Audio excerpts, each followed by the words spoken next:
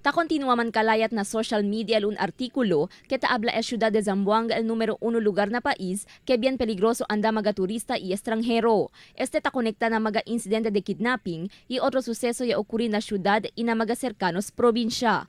Por eso ya expresa disgusto el Oficina de Turismo con este mal imahe taman kalayat na social media y ta resulta na mal percepción del público.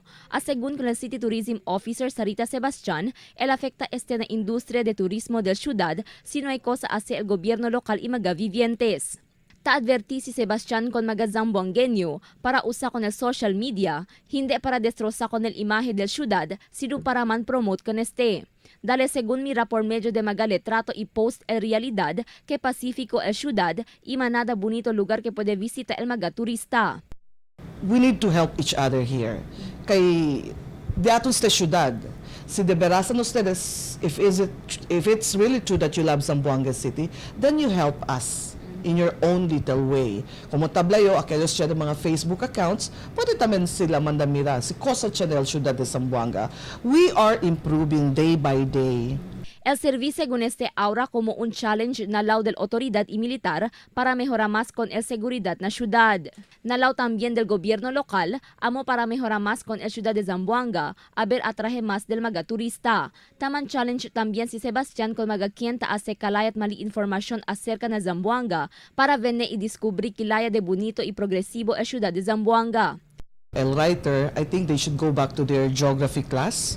They should try to find out the real story behind the situation, because in the first place the kidnapping was held in Samal Island, that's in Davao, and then the beheading was done in Holosulu. So lejos ese aquí na ciudad de Zamboanga. But reality-wise, experience man ngayon kita el problema that we have a perception problem. The only thing about it is that we take it as a challenge. It is a challenge for the local government, for the police and the military to, improve the peace and order situation. Hindi lang aquí na Ciudad de Zamboanga pero entero nasyon. But with the incoming president, with President-elect Rodrigo Duterte, we are optimistic pwede sila ase mas mejor manera para resolve el peace and order condition of the entire Philippines. Kada anyo observando según que ta aumenta mga negosyo y establecimiento na syudad. Indikasyon según este que mas manada negosyante el taman invest na Zamboanga. Kada anyo también ta subi el número de turista ta endereza na syudad sa na otros parte del país y otro nasyon.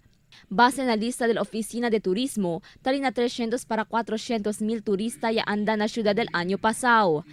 We do not rely on foreign visitors lang, Our visitors come from the different parts of our country. Itambian siyempre as far as Europe, kita mga bisita. In fact, this year alone, kita kwanto bisita desde the UK, especially mga bird watchers, and they've enjoyed Zamboanga City. Tadale también aviso si Sebastian con mga turista para endereza na Oficina de Turismo si taanda visita na syudad. El guía según el Tourism Office con mga turista na diferentes lugar aquí na Zamboanga. Crisel Almonia, Dateline Zamboanga.